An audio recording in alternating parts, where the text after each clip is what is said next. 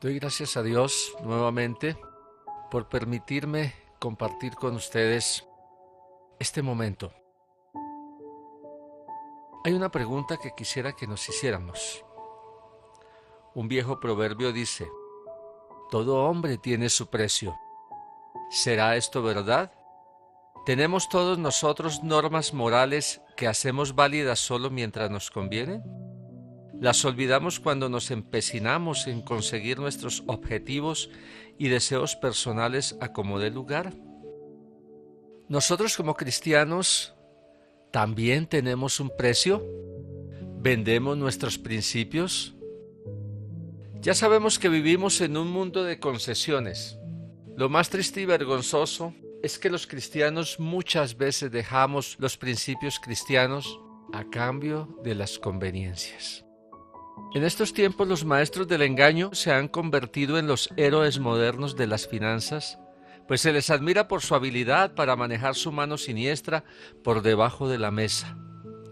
Jesús exige a sus seguidores normas altas de comportamiento, siendo insuficiente ante él tratar de aparentar una conducta moral y espiritual que no se practica.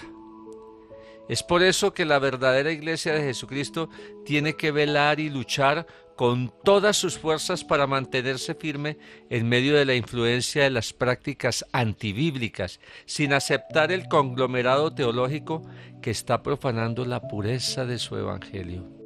El Señor nos dice: no participéis en las obras infructuosas de las tinieblas, sino más bien reprendedlas. Y eso nos lo dejó escrito en Efesios 5:11. Por lo cual, cerrar nuestros labios y hacernos los de la vista gorda ante esta avalancha de falsedades es convertirnos en cómplices. El que calla otorga, se dice popularmente, solo que en la balanza de Dios esto va más allá. El que calla otorga, se hace cómplice y como tal asume las consecuencias de su conducta. No podemos permitir que la pluralidad de doctrinas vociferadas sin compasión nos dejen aturdidos, impidiéndonos escuchar el silbido apacible y delicado de la voz de Dios. En este mundo de concesiones solo nos resta preguntarnos: ¿nosotros como cristianos también tenemos un precio? ¿Vendemos nuestros principios? El precio de Judas Iscariote fue de 30 monedas de plata. ¿El nuestro cuánto es? Judas creyó vender a Jesús por 30 monedas de plata, pero pronto y para su desgracia descubrió que era él quien se había vendido por tan bajo precio. Y nosotros, tan espirituales, siempre que podemos lo juzgamos, lo colocamos en el patíbulo, lo despreciamos, lo apaleamos sin pensar alguna vez en cuánto tasamos nosotros nuestra lealtad.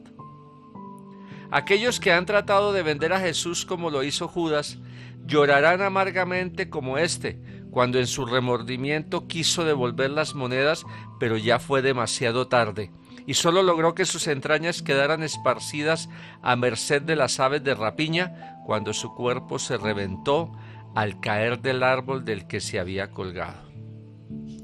Por eso, por más componendas que hagan algunos, lo único que lograrán será venderse ellos mismos, ya que a Jesucristo jamás lo podremos feriar. El Evangelio no lo podemos vender porque no es nuestro, aunque muchos lo intentan, y a Cristo Jesús menos le podremos vender. El Evangelio es un regalo. Los que predican otra cosa son mercachifles del cristianismo. ¿Cuándo aprenderán que el dueño del universo no puede ser vendido porque él no tiene precio? Y aún así, muchos se devanan los sesos buscando métodos para presentar a la gente un evangelio envuelto en papel de regalo, conspirando contra su pureza, al tratar de evitar por todos los medios de ofender a alguien, claro, olvidando que la naturaleza misma del evangelio confronta a los pecadores con su pecado. ¿Qué están haciendo todos aquellos que se autodenominan siervos de Dios al enseñar a la gente a escarbar aquí, en este mundo, con la ilusión de encontrar algo de valor? lo que no ha hecho sino extraviar la mirada del verdadero tesoro que ya tenemos y que se llama Cristo Jesús. Nosotros como cristianos no podemos tener ninguna clase de confusión entre las pautas del mundo y las de nuestro Creador, por muy delgada que sea la línea que las separa. Cuando hemos sido llamados a seguir un camino que se debe caracterizar por una rectitud sin venias, aunque tomar esta decisión, sin lugar a dudas, no será de ninguna manera fácil por las situaciones que se tendrán que afrontar. Se ha comprometido la palabra de Dios, ofreciendo un mensaje diluido y suavizado, incapaz de efectuar cambio alguno en el corazón de quien le oye. Ahora se enseña que ser cristiano es una póliza de seguros contra todo. Y si fuese así, habría filas y filas de gente egoísta e hipócrita lista para adquirirla. Debemos aprender que aunque hagamos la voluntad de Dios, esto no nos garantiza que llevaremos una vida cómoda y sin problemas, como lo han enseñado algunos. Basta que miremos que María albergaba en su vientre al Salvador del mundo y aún así no hubo para ellos un lugar en el mesón. Dios hace todo de acuerdo con su voluntad. ¿Que nos puede sanar? Claro que sí. ¿Que nos puede prosperar económicamente? Sí. Solo que Él lo hará o no de acuerdo con su voluntad y soberanía. Dice la palabra de Dios en 2 de Crónicas 34:14. Y al sacar el dinero que había sido traído a la casa del Señor, el sacerdote Hilcías halló el libro de la ley del Señor dada por medio de Moisés. El libro del cual se hace referencia aquí es el de Deuteronomio, el cual contiene las advertencias y prohibiciones para el pueblo de Israel en cuanto a su conducta, una vez que se establecieran en Canaán. Dicho escrito se había perdido durante el reinado de una sucesión de monarcas malévolos que hicieron todo lo malo que sus mentes pudieron inventar. Sin embargo, aquí Dios hace notar que el rey Josías era diferente a sus antecesores, pues no se preocupó por preguntar cuánto dinero se había recogido, sino que sus piernas temblaron al ser confrontado por su palabra. ¿Dónde estaba este libro? Debajo del dinero. Y hoy estamos, al igual que en esa época, el libro de Dios se ha perdido, debajo de las montoneras de dinero que se acumulan día tras día. Y nadie está interesado por encontrarlo. Todo el mundo está cegado por la ambición y está diciendo que todo ese dinero es la bendición de Dios. La triste realidad de hoy, la palabra de Dios se ha perdido de nuevo. Ha sido enterrada bajo raudales de dinero. Y en estos sitios nadie la está buscando. Nadie quiere leer las prohibiciones y advertencias que el Todopoderoso tiene para su iglesia. Las masas están contentas con escuchar las falsas promesas que brotan de labios de líderes que regalan una que otra bendición para presionar a los ingenuos a que suelten su dinero. La iglesia sepultó en su corazón la escritura bajo el incontenible número de avalanchas de ambiciones personales.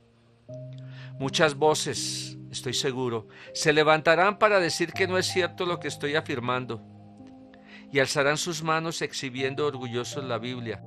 Los grandes ungidos, entre comillas, sepultaron la palabra del Señor bajo montoneras de bendiciones económicas que según ellos Dios les otorga por su servicio desinteresado. Y los cristianos rasos la extraviaron en sus corazones por mirar y seguir a unos cambistas avesados que se burlan y se aprovechan de su ingenuidad y pereza para indagar si todo lo que les dicen es verdad. No hay discernimiento. Ahora las hordas de la oscuridad están más seguras dentro que fuera de la iglesia, pues el Evangelio de Jesucristo dejó de ser el tema vital para volcarse en que lo esencial es el funcionamiento correcto de cada uno de los diferentes departamentos, le hace ministerios de la congregación. y con esto jamás se logrará la destrucción del poder de las tinieblas, pues nada diferente a la palabra de Dios logrará una contundente victoria sobre las huestes del mal. Los métodos, las estrategias y las ideas del hombre, por más brillantes que parezcan, jamás producirán agua viva. En el mundo el dinero y la religión han ido e irán de la mano siempre, se pertenecen mutuamente. Pero esto, sin lugar a dudas, encontrará su fin cuando Jesucristo regrese y eche de los templos a estos banqueros espirituales que hacen su agosto al imponer sus mentiras sobre la verdad en los oídos de los miles de cristianos. Muchos cristianos hoy viven su vida de fe en torno a la esperanza de una mejor vida material aquí en la tierra. Generalmente esa mejor vida, como ellos le llaman, se ve reflejada en el anhelo de tener mucho, de tener buenas casas, de tener un buen carro, de tener posición, de tener fama, de disfrutar muchísimo. Para ellos esa es la bendición, contrario a lo que nos dice la palabra, que fuimos bendecidos con toda bendición espiritual en Cristo Jesús. Estamos comparando la bendición de Cristo Jesús con lo material y estamos ofendiendo al Señor cuando comparamos a Jesús con un montón de latas llamado carro y decimos que esa es la bendición. Cuando decimos que un montón de ladrillos llamado casa o apartamento es la bendición. Cuando decimos que un montón de papeles llamado dinero es la bendición. Repito, nos estamos olvidando que la palabra dice que hemos sido bendecidos con toda bendición espiritual en Cristo Jesús. No hay bendición más grande que podamos recibir. Pablo en Filipenses 3, 7 y 8 nos dice: pero cuantas cosas eran para mí ganancia, las he estimado como pérdida por amor de Cristo, y ciertamente aún estimo todas las cosas como pérdida por la excelencia del conocimiento de Cristo Jesús, mi Señor, por amor del cual lo he perdido todo y lo tengo por basura para ganar a Cristo. El original no dice por basura, sino por estiércol. Y vemos que esta carta la escribió Pablo estando en la cárcel de Filipos. Y no había nada más grande para él que el poder conocer cada día más a Cristo Jesús. Me impresiona ver que hoy, en muchos sitios, lo único que se enseña a la gente es a anhelar, desear y buscar más y más logros, títulos, propiedades, bienes y bendiciones materiales, cuando Pablo nos enseña que todo esto, en contraste con el conocimiento de Cristo Jesús, no sirve para nada. Es estar buscando, es estar escarbando en el basural del mundo. Y el tesoro que es Cristo Jesús, jamás lo vamos a encontrar en este sitio. Hermanos, hoy con todo mi corazón, les quisiera decir que dejemos de estar escarbando en la basura del mundo, cuando el modelo bíblico nos enseña a despojarnos por completo, a entregar toda nuestra vida a Dios y a poner nuestra mirada en las cosas de arriba. Dejemos ya de escarbar en la basura del mundo y enfoquémonos en el mayor tesoro que es Cristo Jesús, pues no hay tesoro más hermoso y de más valor que Él, solo que es preciso entender que Él está donde le corresponde, sentado en el trono como Rey de Reyes y Señor de Señores. Les habló su servidor Alberto Facci. Bendiciones.